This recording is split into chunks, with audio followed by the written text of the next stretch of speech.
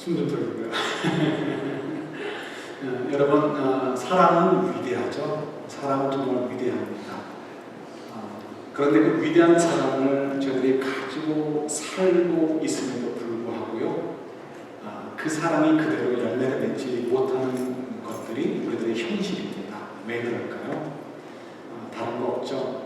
사랑이 위대하지 않아서가 아니고요, 그 사랑을 주고받는데 한계가 있기 때문에 그렇습니다. 사랑을 표현하는 방법이나 사랑을 이해하는데 우리가 다 한계가 있기 때문에 그렇죠. 그래서 우리가 이 사랑의 한계에 갇혀있기 때문에 사랑의 위대함을 온전히 누리지 못하고 사랑의 궁전을 살고 있는 저희들의 모습을 고백하지 않을 수 없게 되는 거죠. 사람들이 나를 어떻게 생각할까? 이런 것도 다 뭐예요? 사랑에 대해서 우리가 굶주렸기 때문에 그렇습니다. 사랑에 대해서 우리가 넉넉하면 남들이 뭐라고 해도 상관없죠. 내가 그 부유함이 있기 때문에 그렇습니다. 근데 우리가 이 부유함을 누리지 못하기 때문에 문제가 되는 것이기도 합니다. 왜 사랑의 그 한계들, 이 사랑의 위대함을 누리지 못하는 한계들을 여러 가지 꼽을 수 있는데, 뭐 대표적인 거 두 개만 나눠보도록 할까요? 예를 들어서 이럴 수 있습니다. 여러분, 이런 말 들어보셨죠? 영화의 유명한 대사인데, 이런 내용입니다. 사랑은 미안하다고 하는 게 아니야. 누가 얘기했는지 아십니까? 사진 하나만 보여주실래요? 이 여인이 얘기를 했습니다. 이 여인이 누굴까요? 아시는 분들은 아실까요? 그 다음 사진을 보면 더 정확히 아실 것 같습니다. 보스턴에서 찍은 영화죠. 러브 스토리입니다. 이 설교를 준비하면서 안 사실이 하나 있습니다. 저 여인이 대학생으로 지금 찍은 장면인데요. 저때 이미 30대였고 그리고 결혼한 상태였다고 합니다. 그걸 아는 순간 제 로망이 깨어지는 대신가사를 느끼는 그죠? 이 위대한 사랑을 이제 우리가 러브 스토리를 통해서 또 사랑의 위대함을 확인해 볼 수 있었습니다. 그런데 이 위대한 사랑을 그리고 있는 이 영화 속에도 사랑의 한계를 넘지 못하는 사랑의 이야기가 또 담겨져 있었습니다. 누구의 사랑일까요? 아버지의 사랑이었습니다. 저 남자의 아버지가 있었습니다. 아버지가 이 결혼을 반대했습니다. 왜 반대했냐면 남자는 명문가의 집이었습니다. 부유하고 이름이 있고 명예가 있는 집안이죠. 그런데 저 여인의 집은 갓 이민을 해서 별거 없는 가난한 집의 딸이었습니다. 그러니까 이게 1970년대 영화라고 하는데요. 이때 그때 당시만 해도 지금도 물론 그러겠지만 더 굉장히 보수적이었죠. 그래서 이 아버지가 이 두 사람이 만나면 극렬히 반대했고요. 결혼을 하면 의절을 하겠다라고까지 하게 되었습니다. 결국 그런 관계가 놓이는 순간도 있었습니다. 중요한 것은 아버지가 악한 것이 아니죠. 아버지도 아들을 사랑했습니다. 그런데 문제는 뭡니까? 아버지가 아들을 사랑하는데 내가 아들을 사랑하는 것은 이렇게 하는 거야. 어떻게 하는 거라고요? 이 가난하고 갓 이민원 아무것도 없는 집안의 여인과 결혼하지 못하도록 하는 거라고 생각을 했던 거죠. 그러니까 아버지의 사랑, 이 인간 세계에서 가장 큰 위대한 사랑은 부모의 사랑입니다. 부모의 사랑보다 더 큰 사랑은 없습니다. 그런데 이 부모의 사랑조차도 어떻다고요? 우리가 신뢰할 수 없는 부분이 있다. 부모의 사랑도 많은 부분이 이게 진정한 사랑이 아닌 것들이 있다는 것을 우리가 확인할 수 있는 거죠. 내 생각엔 이것이 옳은 것 같습니다. 내 생각엔 이것이 더 지혜로운 것 같습니다. 그래서 부모들이 자녀들한테 강요합니다. 그러나 그것은 자기 생각일 뿐이지 정말 자녀를 위해서 유익한 것이 아닌지 아닌지도 알 수 없고요. 정말 자녀를 사랑하는 마음으로 해야 되는 것인지 아닌지도 우리가 구분을 제대로 할 수 없는 거죠. 그래서 이 사랑이라는 것에 대해서 우리가 신뢰할 수 없습니다. 사람들이 내가 사랑 때문에 이렇게 하는 거라고 하는데 그런 경우 사실은 상당 부분이 뭐예요? 자기 욕심은 사랑이라는 포장지로 덧입혀서 슬쩍 자기의 욕심을 채우려고 하는 것에 지나지 않는다는 것 우리가 다 고백할 수밖에 없는 것이죠. 그러다 보니까 사랑에 대해서 신뢰가 낮을 수밖에 없고요. 그래서 위대한 사랑이 이루어지지 못하는 이유가 거기에 있기도 합니다. 또 다른 사랑의 한계가 뭐가 있을까요? 그래서 대한 이해가 부족한 것도 포함할 수 있습니다. 저 같은 경우는 주중에 저녁에 특별한 약속이 없으면, 그래서 저녁 식사 모임이나 그런 것이 없으면요, 도시락을 먹습니다. 도시락을 먹는데 아내가 도시락을 오후에 싸다 줍니다.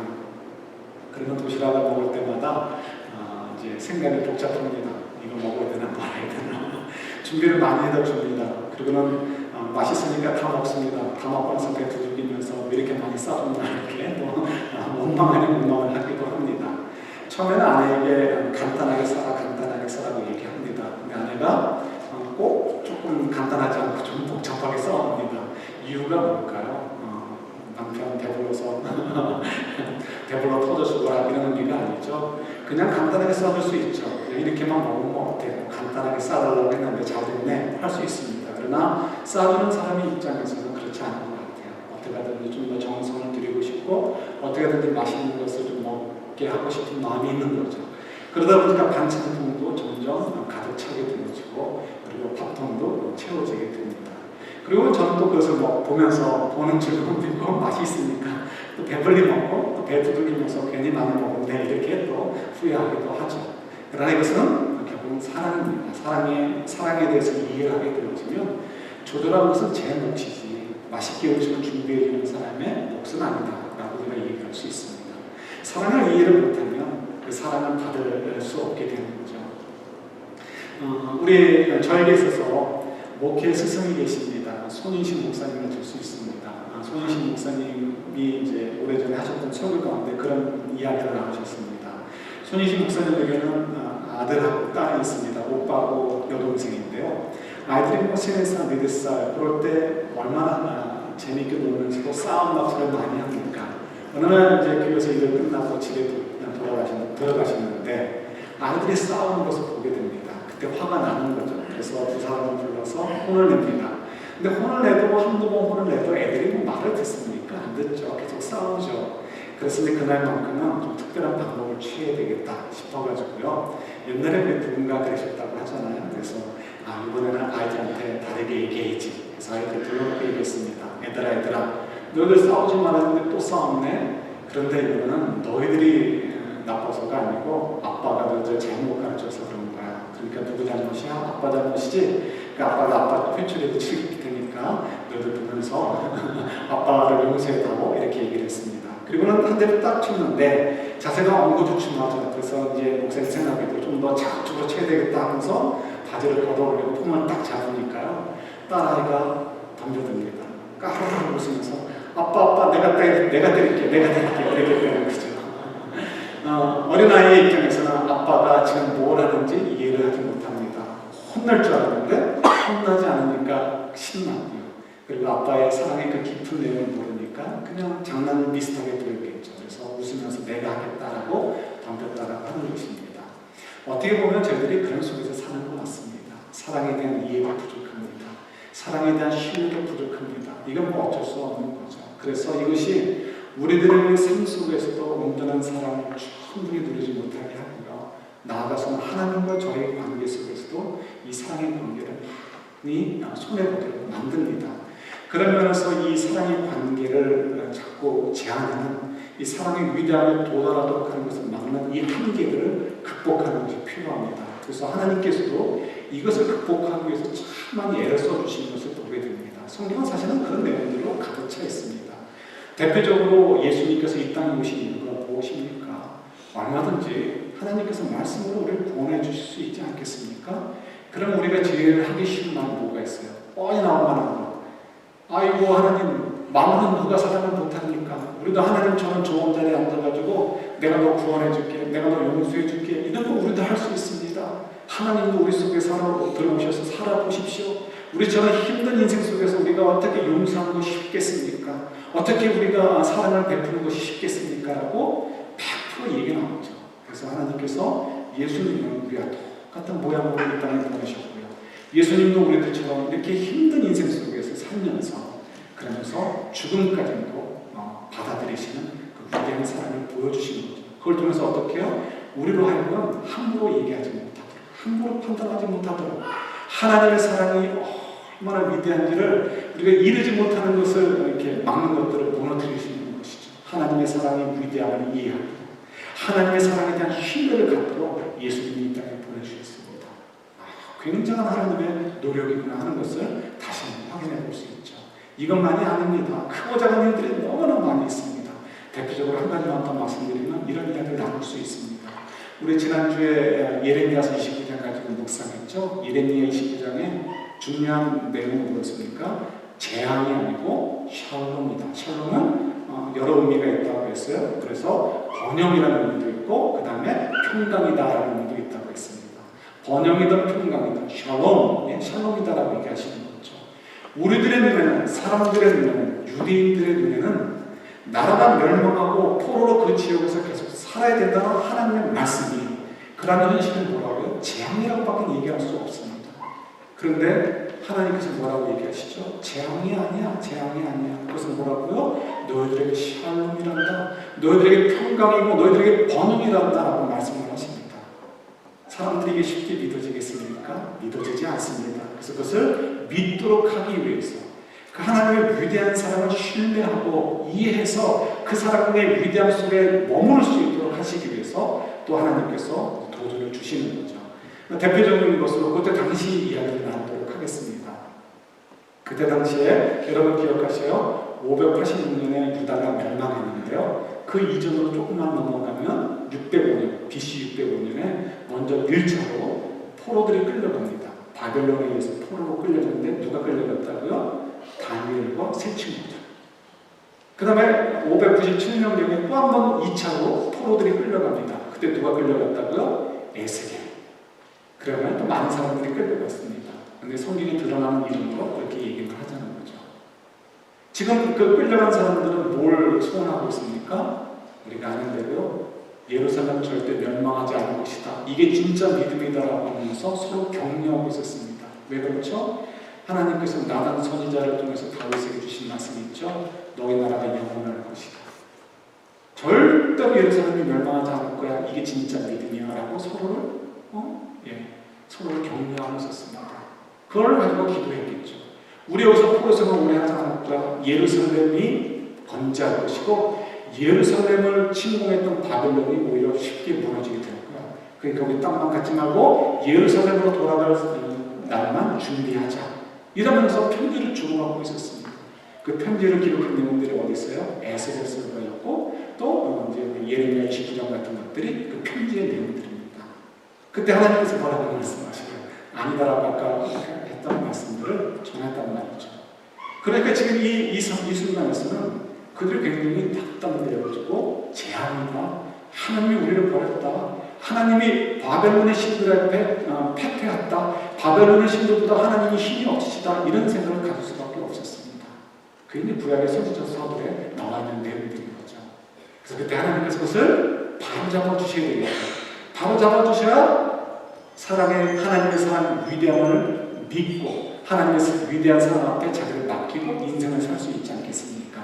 그래서 사용하시던 도구들이 누가 있을까요? 1차로 잡혀갔던 사람도 다니엘과 세 친구들이 있습니다. 여러분 다니엘과 세 친구들의 이야기를 생각하면 딱 떠오르는 것들이 있죠. 대표적인 것들이 던져지는 사건이었습니다. 어디에 던져졌죠? 사자굴에 던져졌습니다. 또 어디에 던져졌죠? 불못불에 던져졌습니다. 그때 그 두 사람이나 이 두 그룹들이 다니엘과 세 친구들이 전부 다 하나님의 구원을 경험하게 되었습니다. 그 사건이 왜 그때 일어났고 그 사건을 왜 기록하고 있을까요? 생각해 보셔야죠. 우리가 어떻게 생각하면 하나님을 향한 믿음이 든든하면 그래서 아무리 핍박이 와도 예수를 주로 고백하는 것을 포기하지 않으면 사자굴에 던져져도 살 수 있다. 풀목불에 던져져도 살 수 있다. 이런 교훈을 주시기 위함일까요? 아니죠. 왜요? 그보다 수많은 사람들이 예수를 주로 고백하는 것을 지키다가 하나님이 참 하나님이시다는 것을 지키다가 그 믿음을 지키다가 순교를 했거든요. 자, 그러니까 적어도 예수를 아무리 핍박이 심해도 예수를 주로 고백하는 신앙을 지키면 나는 사자굴에 던져지거나 풀목불에 던져져도 구원을 받는다. 이런 교훈을 주시는 것은 아니라는 것을 확인할 수 있습니다. 그러면 이유가 뭘까요? 다른 거 없습니다. 한 가지. 하나님께서 여전히 바벨론이라는 땅 끝처럼 보이는 그 곳에서도 백성들과 함께하고 계시는 증명해 주시는 것. 그리고 하나님께서는 바벨론의 신들이나 또 바벨론의 신들의 어떤 상징적인 존재인 왕보다도, 바벨론 왕보다도 더 힘있고 능력 있는 분이다라는 것을 증명해 주시는 것이 필요하죠. 그래야 이스라엘 백성들이, 유다 백성들이 그곳에서도 하나님을 신뢰하고 하나님을 이해하고 하나님을 의지할 수 있게 되죠. 그래서 하나님께서 다니엘과 새 친구들의 이야기를 통해서 하나님이 여전히 그들과 함께하고 있음을 증명해 주시고요. 그리고 임금 아니라 바벨론의 어떤 누구보다도 능력 있는 분이다라는 것을 확인해 보여주셨습니다. 그걸 통해서 유다 백성들이 어떻게 해요? 아, 우리 하나님은 위대하시다. 우리 하나님 우리를 버리신 게 아니었구나. 우리 하나님은 지금도 우리와 함께 하시는구나. 하나님의 그 사랑에 대해서 이해하게 되어지고요.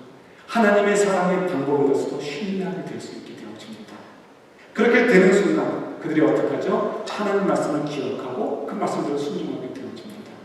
그래서 우리 29장 지난주에 묵상할 때 어떤 내용들이 있었습니까? 너희들은 어떻게 하라고요? 장가하고 바벨론 여인들과 장가하고 결혼하고 집 사고 집 짓는다는 거, 요즘 말로 집사라는 거죠. 쫙 비즈니스 오픈하든지 쫙을 얻어서 직장을 얻어서 열심히 일하고 자녀도 낳고 자녀들도 또 결혼하게 해라. 그래서 너희들이 술을 좀 유지하고 그 다음에 너희들이 평안하기 위해서 누구를 위해서 기도하라? 자기들을 붙잡아간 바벨론을 위해서, 자기들의 나라를 멸망시킬 바벨론을 위해서 기도하라고 말씀하십니다. 그 말씀을 받은 사람도 있었지만 받지 않은 사람들, 그래서 계속해서 하나님께 대해서 이건 재앙인지 평강이 아닙니다라고 반항했던 사람들도 많이 있었고요. 반대로 일정 부수는 하나님 말씀을 그대로 받게 되었습니다. 대표적인 사람들이 누구예요? 다니엘과 새 친구들이에요. 만약 다니엘과 새 친구들이 하나님의 그 말씀들을 받지 않고 아니에요, 나는 확실히 믿습니다, 하나님이 뭐라고 얘기해도 소용없어요, 나는 기도할 것입니다, 들어주실 줄 믿습니다 하면서 기도하면서 돌아갈 것을 생각했다면 다니엘은 또 새 친구들은 바벨론 나라에서 고관대장이 될 수도 없었고 총리가 되지도 못했을 것입니다. 그만큼 노력하지 않았을 테니까요.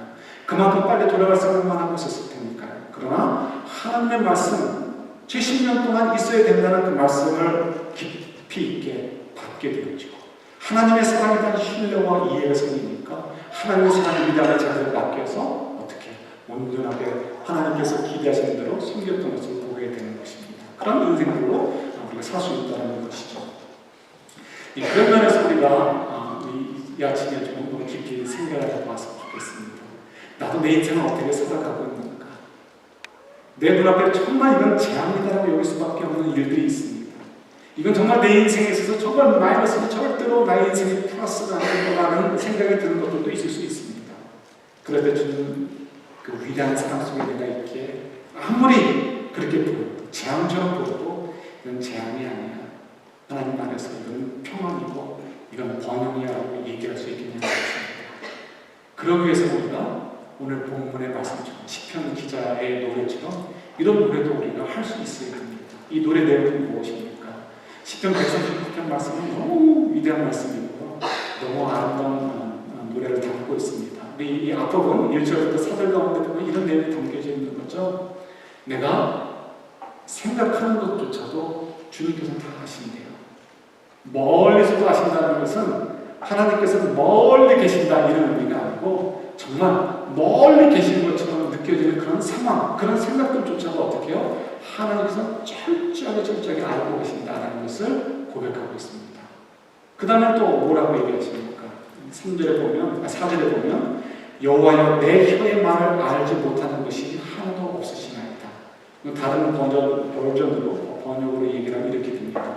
하나님께서는 내가 입을 열어서 말하지 않아도, 입을 내서 소리를 내지 않아도 하나님께서 내 기도를 다 응답해 주신다고 우리도 이렇게 이야기할 수 있고 공부할 수 있습니다. 자, 이런 이야기들을 어떻게 다윗은 고백할 수 있었을까요? 139편의 저자가 다윗인데 어떻게 이렇게 노래할 수 있었을까요? 다윗의 기도는 하나님이 다 들어주셨을까요? 믿음의 위대한 사람이었습니까? 그랬을까요? 아닐까요? 절대 아니죠. 우리 인간의 기도를 왜 하나님이 다 들어주십니까? 우리 죄인인데, 죄인이 자격이 없다는 것이 아니라요, 죄인이 구할 수 있는 것은 선한 것보다는 악한 것들이 월등히 많이 있습니다. 우리 아까 러브 스토리도 확인해 봤지만 인간의 가장 위대한 사랑은 부모의 사랑조차요 자기 욕심에 얽매여서 요구할 때가 많이 있거든요. 그러니까 우리의 기도 제목이라는 것은 사실은 결국 나조차하는 거죠. 결국 나조차하는 거. 나 편하고 조합조차하는 것이죠. 그런 면에서 우리가 어떤 것들은 하나님의 뜻과 일치하는 부분도 있지만 많은 경우는 하나님의 뜻과 일치하지 않습니다.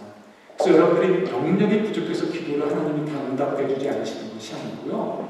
우리의 뜻과 우리의 마음과 하나님의 뜻, 하나님의 마음과 차이가 있기 때문에 그렇습니다. 마치 유대 백성들이 당연히 예루살렘이 멸망하자는 것, 이거 하나님의 뜻 아니겠는가 생각하는 상식적인 수준이 있습니다. 당연히 하나님의 나라가 멸망하지 않아야 하나님이 불명예스럽게 되겠지라는 상식적인 수준이 있습니다. 그럼에도 불구하고 하나님께서 때로는 멸망하기도 하신다는 것, 그럼에도 불구하고 하나님께서 때로는 어려움을 주신다는 것, 이것이 하나님의 방법이시고 계획이신 거죠. 자, 그런 면에서 다윗이 늘 언제나 하나님의 기도를 응답해 주셨기 때문이다 라는 것은 아니라는 것을 우리가 생각해 볼 수 있습니다. 그래도 한 가지만 예를 들어볼까요? 좀 더 이해하기 쉽기 위해서. 다윗에게는 많은 상처가 있는데 그 중에 대표적인 게 누가 있습니까? 압살롬이 있습니다. 압살롬은 튀는 사람이었습니다. 아버지가 보면 딱 아는 거죠. 이놈 권력욕이 있구나, 욕심이 있구나. 그래서 멀리 이렇게 보내기도 합니다. 그리고 또 다시 불러들이기도 하죠. 그때 다윗이 그냥 보내고 그냥 데려오고 했겠습니까? 아니죠. 하나님께 정말 간절히 기도하면서 보내고 또 간절히 기도하면서 데려오고 또 간절히 기도하면서 그를 관리했을 것입니다. 그럼에도 불구하고 압살롬은 결국 아버지를 반역을 했고요. 수많은 사람들을 죽음으로 이끄는 일을 했던 것을 우리가 보게 되는 거죠. 그러니까 다윗이라고 다 생각했던 대로 되는 것이 아니고 될 수가 없습니다. 죄인이기 때문에, 악하기 때문에. 다윗이라고 다 고백했던 거 하나님이 들어주지 않으신다는 거 또 확인하고 또 확인할 수 있습니다. 그러면 그렇다면 다윗이 어떻게 이런 노래를 했냐는 거죠. 이렇게 할 수 있는 것은 다른 거 없습니다. 인생을 살고 나서 보니까 확인된다는 거죠.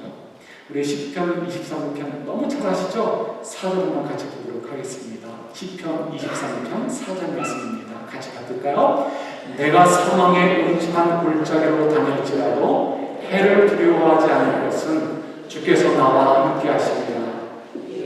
광야와 막대기가 나를 안위하시나이다. 시편 23편 이 4절로 말씀은요, 우리가 듣진 않았지만 오늘 본문이 139편의 7절부터 10절까지의 내용과 일맥상통하는 내용입니다. 그죠? 같은 내용들이에요. 그럼 어떻게 이런 내용을 고백할 수 있는가? 다른 거 아니죠. 소울까지, 사망의 음침한 골짜기까지 내려가 봤다는 거예요. 내려가서 보니까 재앙이다라고 생각되어졌던 것들이 알고 보니까 그 순간들을 하나님을 만나게 되는데 하나님은 나를 함께하고 계시고 나를 인도하고 계시구나 하는 것들을 경험하게 되는 거예요. 그래서 사실 다윗의 입장에서는 내 마음대로 되지 않는 부분들이 있어요.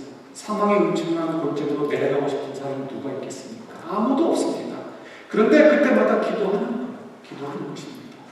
하나님, 이런 상황인데 어떻게 하면 좋을까요? 그때 주께서 만나주신다는 거죠. 남들이 볼 땐 전부 다 재앙이다라고 얘기할 수밖에 없는 상황인데 바로 그 순간에도 하나님께 나와 함께 해주시면 확인하게 되어지니까 아, 그렇구나.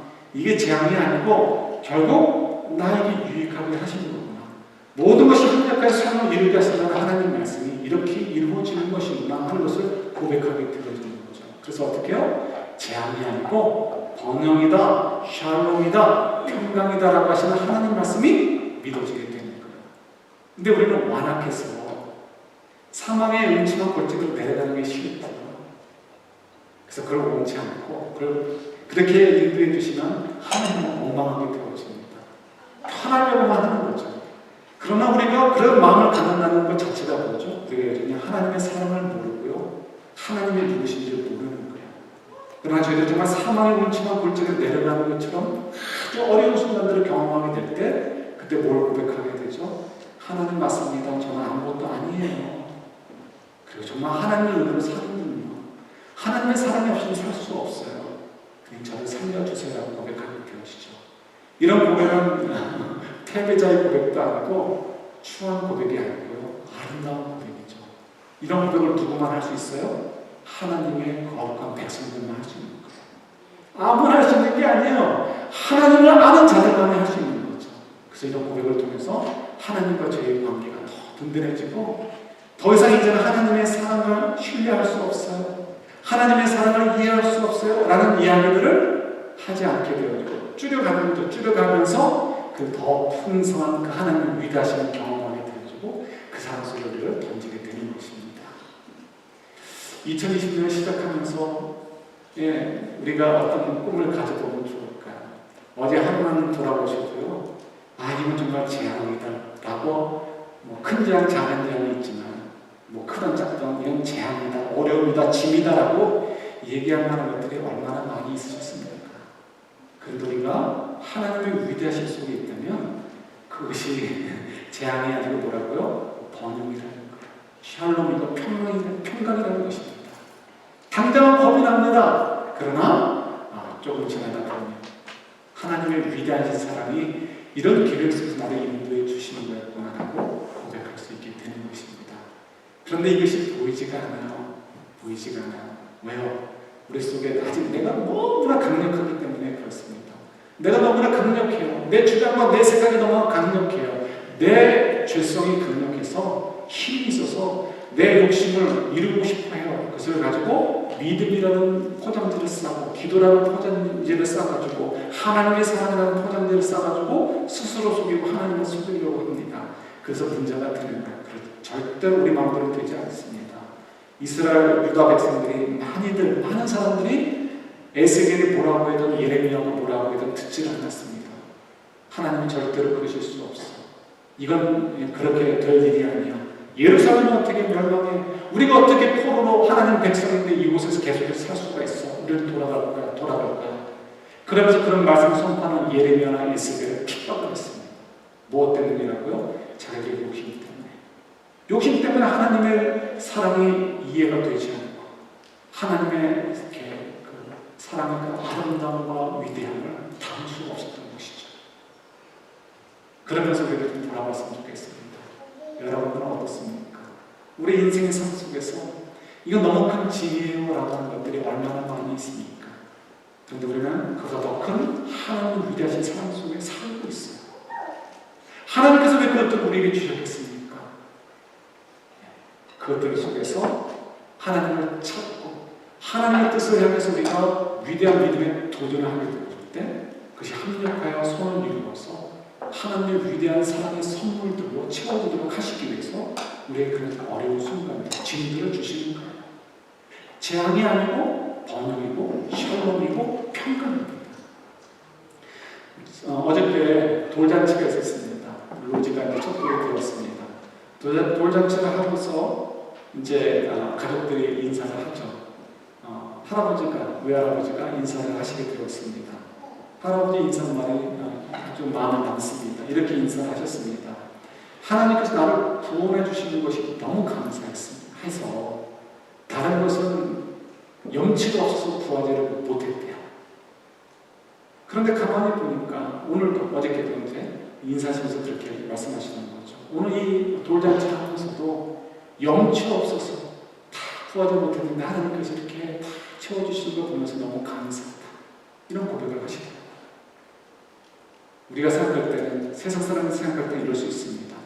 누구나 아들, 딸 낳아서 장성해서 하면 결혼하고 결혼하면 아이들 낳고 아이들 낳으면 돌잔치 하는 거지 그게 뭐 대단하다고 그렇게 감사하나? 아니죠. 하나님의 그 구원의 그 완전하신 사랑, 그 위대하신 사랑 속에서 내가 살고 있다는 거예요. 근데 그 사랑을 아니까 하나님의 사랑에 대한 신뢰가 있고 하나님의 사랑이 이해가 되어지니까 보인다고 말이죠. 인생의 짐들 속에서 재앙이라고 할 만한 것들이 지뢰밭처럼 많이 깔려 있습니다. 우리 인생 속에. 그러나 그 속에서도 하나님의 사랑에 신뢰가 되어지고 이해가 되어지니까 하나님을 그 위대한 사랑 속에 나를 맡길 수 있게 되어지고요. 맡길 수 있게 되어지니까 그 다음엔 더 보이는 것입니다. 나를 내려놓게 되니까. 그래서 이 지뢰밭과 같은 인생 속에서도 감사할 것들이 너무나 많이 있고요. 남들이 볼 때 끝까지 게 뭔데 당연한 건데 라고 할 수 있는 것 속에서도 이건 정말 하나님께서 나를 위해서 베푸신 사랑이요 라고 고백할 수 있는 거죠. 그런 사람이 다니엘처럼 될 수 있고 다니엘의 새 친구처럼 될 수 있는 것입니다. 여러분 2020년을 살면서 어떻게 살기를 원하십니까? 유다 백성들도 한번 바꿔서 생각해 보세요. 당시에 포로로 끌려갔던 다수의 사람들이 억지를 부리고 있었습니다. 절대로 말할 수 없어. 절대로 우리가 포로로 오래 살 수가 없어. 우리는 반드시 금방 돌아가게 될 거야. 억지죠. 그렇게 살면서 하나님 주신 기대와 기회들을 놓치시겠습니까? 아니면 다니엘이라는 새 친구들처럼 빨리 하나님 말씀을 받아서 그렇지. 하나님의 사랑을 신뢰할 수 있어. 하나님의 사랑을 더 이해해가야 되지. 하나님의 사랑을 나는 하나님의 사랑에 맡길 수 있어. 라는 고백 속에서 빨리 하나님이 허락하신 삶들을 더 최선한 나의 사랑을 통해서 하나님이 기대하시는 아름다운 열매를 맺으시겠습니까?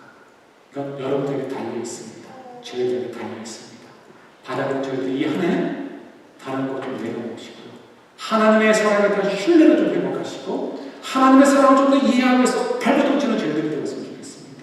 그래서 그 속에서 하나님의 위대하신 사랑이 보이기 시작했으면 좋겠고 그래서 우리 지뢰밭과 같은 인생들 속에서도 재앙이 아니야 샬롬이란다는 하나님의 그 음성을 믿어져서 하나님의 인도하심에 아멘 하고 따라가고 하나님 말씀 속에 아멘 하고